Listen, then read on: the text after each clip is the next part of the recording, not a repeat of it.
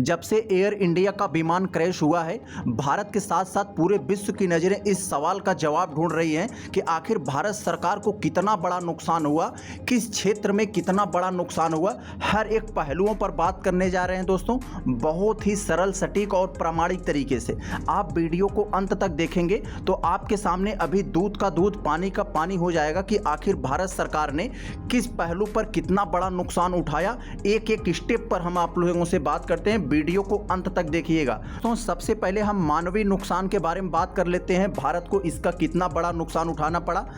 इस हादसे में 242 यात्रियों में से 241 की मौत हो गई, जिनमें 169 भारतीय, 53 ब्रिटिश, 60 पुर्तगाली और एक कनाडाई नागरिक शामिल थे। इसके अतिरिक्त जमीन पर कम से कम 8 लोग मारे गए, जिनमें 4 मेडिकल छात्र शामिल थे। हादसे में गुजरात के पूर्व मुख्यमंत्री विजय रूपाणी की भी मृत्यु हो गई, जो भाजपा के एक प्रमुख नेता थे।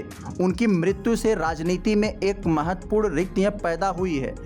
अब दोस्तों जरा हम लोग आर्थिक नुकसान पर नजर डालते हैं कि आखिर भारत सरकार को कितना बड़ा आर्थिक नुकसान हुआ, जरा देखते हैं। बोइंग 7878 ड्रीम लाइनर जो 2014 में एयर इंडिया को डिलीवर किया गया था, पूरी तरह से नष्ट हो गया।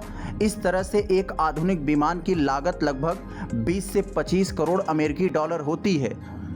इसके अलावा हादसे में बीजे मेडिकल कॉलेज के हॉस्टल और आसपास की इमारतों को भारी नुकसान पहुंचा, जिसके पुनर्निर्माण में काफ़ी खर्च आएगा। टाटा ग्रुप जो एयर इंडिया का मालिक है, इसने प्रत्येक मृतक परिवार को 1 करोड़ रुपए का मुआवजा देने की घोषणा की है। इसके अलावा घायलों को इलाज, हॉस्टल का पुनर्निर्माण का खर्च भी वहन किया जाएगा। यह राशि कुल मिलाकर अरबों रुपए हो सकती है। यह हादसा बोइंग 787 ड्रीम लाइनर का पहला घातक हादसा था, जिससे एयर इंडिया और बोइंग की प्रतिष्ठा को नुकसान पहुंचा। बोइंग के शेयरों में 4 से 8% की गिरावट दर्ज की गई और यह घटना कंपनी के पहले से चली आ रही सुरक्षा और उत्पादन समस्याओं को और उजागर कर सकती है।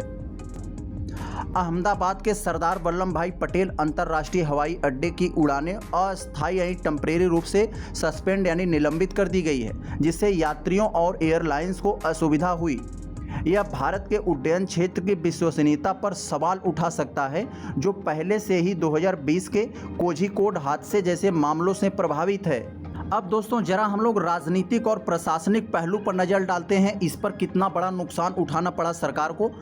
भारत की एयरक्राफ्ट एक्सीडेंट इन्वेस्टिगेशन ब्यूरो ने जांच शुरू कर दी है, जिसमें अमेरिका की NTSB और ब्रिटेन की एयर एक्सीडेंट्स इन्वेस्टिगेशन ब्रांच सहायता कर रही है। एक ब्लैक बॉक्स मिल चुका है जो हादसे के कारण को समझने में मदद करेगा। हालांकि इस तरह के हादसे को सरकार और उड्डयन नियामक पर सवाल उठाते हैं, खासकर जब विशेषज्ञों ने संभावित कारण जैसे डबल इंजन फेल्योर, फ्लैप्स की गलत स्थिति या इंजन की समस्या का जिक्र किया गया है।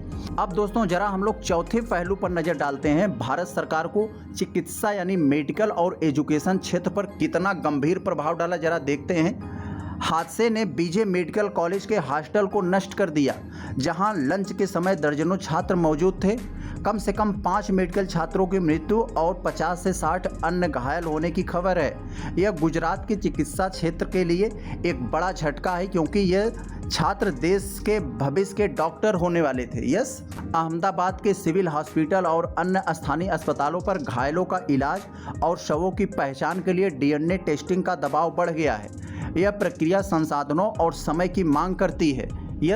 अब दोस्तों जरा हम लोग देखते हैं अंतर्राष्ट्रीय प्रभाव कितना पड़ा, भारत सरकार को कितना इसका नुकसान झेलना पड़ रहा है, जरा देखें।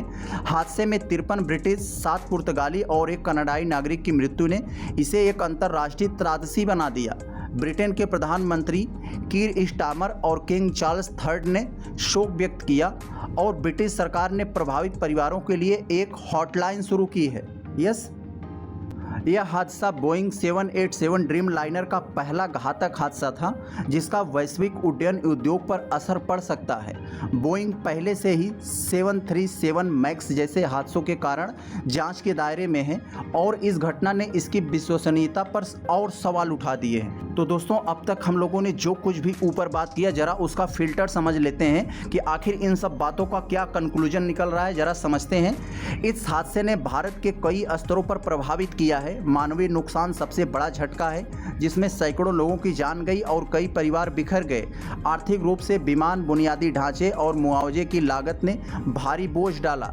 राजनीतिक और सामाजिक स्तर पर यह घटना उड्डयन सुरक्षा, सरकारी जवाबदेही और सार्वजनिक विश्वास पर सवाल उठाती है। चिकित्सा और शिक्षा के क्षेत्र में हुए नुकसान ने भविष्य की प्रतिभाओं को प्रभावित किया है। अंतर्राष्ट्रीय स्तर पर यह हादसा भारत की उड्डयन विश्वसनीयता और बोइंग की प्रतिष्ठा को प्रभावित किया। तो दोस्तों, देखा आप लोगों ने, ग्रोक एआई ने बहुत ही सरल, सटीक और प्रामाणिक तरीके से आपको बताया कि भारत सरकार को विभिन्न पहलुओं पर कहां और कितना नुकसान हुआ। तो चले दोस्तों, आगे जो भी अपडेट्स इस पर आएगा हम आपके साथ शेयर करेंगे। धन्यवाद।